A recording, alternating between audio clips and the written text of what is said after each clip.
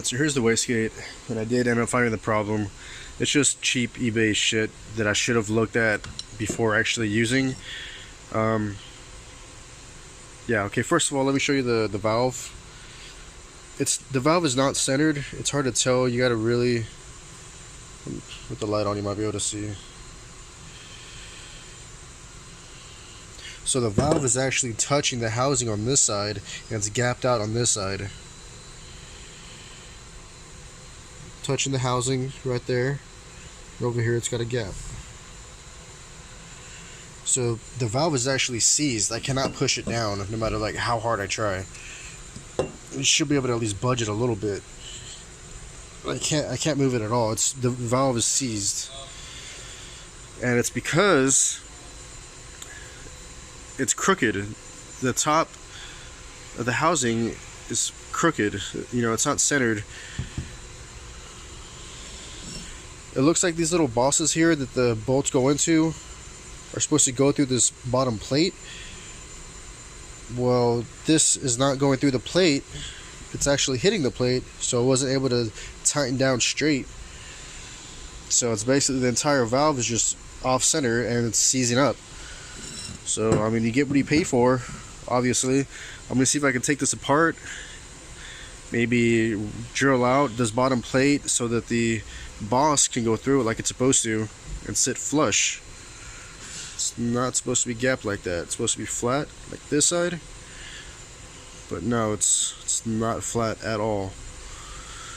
So I'm gonna see, I think what I'm gonna do is bench test it to see if it opens at all, to see like how much PSI it takes to actually open it up crooked, and then try and fix it, and then bench test it again to see if my repair is successful. So the Amazon wastegate I got, it's a knockoff of a Tial MVS style wastegate. So I went ahead and ordered basically the weakest spring that Tial comes with in the MVS. So this is a Tial brown spring, which is rated at 4.5 psi. It's the weakest spring they have. Okay, so I've got this crazy thing hooked up. So this is plugged. There's 3 inlets like I was saying. That's plugged. This is the source in the center. And this other side is plugged. So I'm going to go ahead and bench test it and basically pressurize the bottom of the diaphragm, see how much PSI it takes to actually open the valve. Trying to find the sweet spot. It seems to be about 20.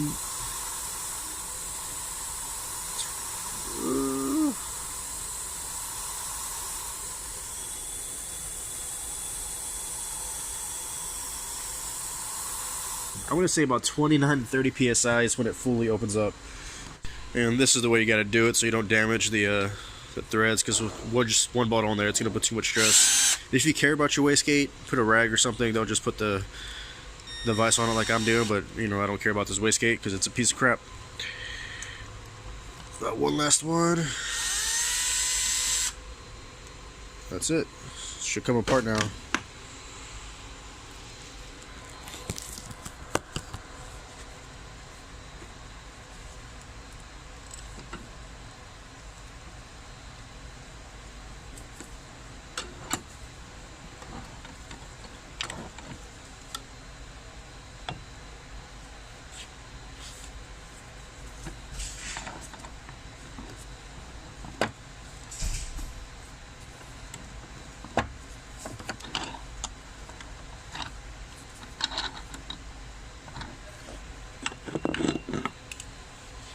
So the first thing I noticed is there's actually 2 springs in there, so that's why it's so damn tight and hard to compress.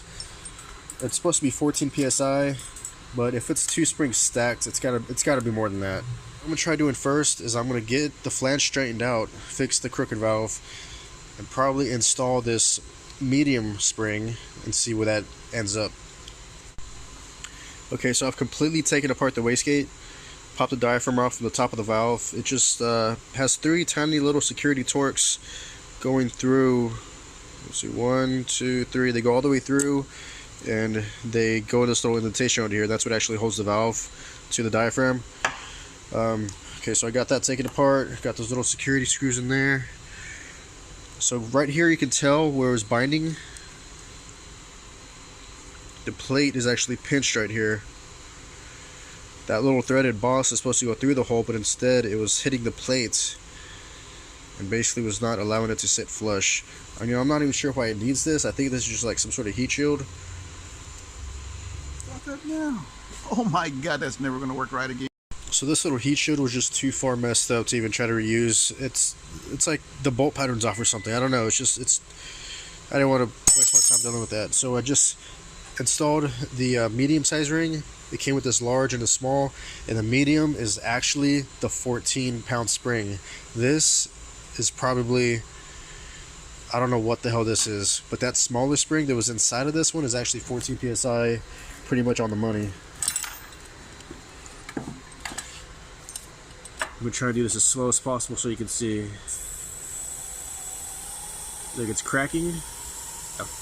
By 14, it's, well, too far. Okay, so by 14 psi, it is all the way open. Cracking, all the way open.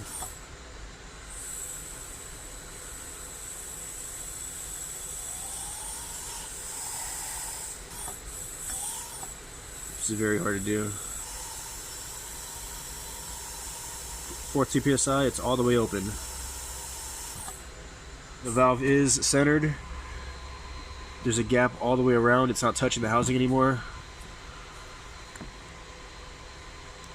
It's not perfectly centered, but at least it's not making contact with the housing. So I think the main issue was just this double stack spring it had going on. This is not 14 psi. If you ever get one of these off of Amazon or eBay, take it apart and look at the springs and bench test it before you even run it, because that can blow somebody's engine up. Alright, so right now I'm bench testing the smallest of the springs, the brown one from Tial, and it actually looks to open all the way at 10 psi.